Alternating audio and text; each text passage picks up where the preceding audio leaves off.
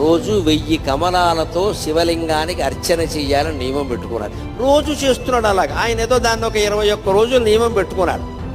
20 రోజులు సాగింది. శివుడు ఊరుకుంటాడా? విష్ణువు అయినా సరే పరీక్షే.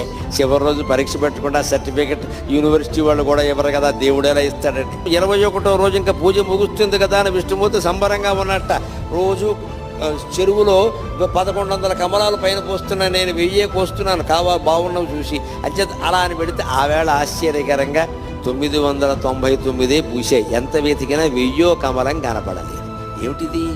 ఒక్క కమలం తక్కువైంది, ఈ కమలం ఎక్కడి నుంచి తేవాలి అనుకుంటే ఆయనకి ఏమొచ్చిందంటే, నన్ను అందరూ కమలాక్షుడు అంటారు కదా, నా కళ్ళు కమలాలే కదా, కమలం తక్కువైతే ఏమైంది, ఇంకోటి తక్కువైనా పర్వాలేదు, నాకు 2 కళ్ళు ఉన్నాయి కదా అని ఒక కన్ను బాణంతో తీసి శివుడు పాదాల ముందు పెట్టాడమ్మా. అది విష్ణువు యొక్క భక్త కన్నప్పెంతో విష్ణువంతి.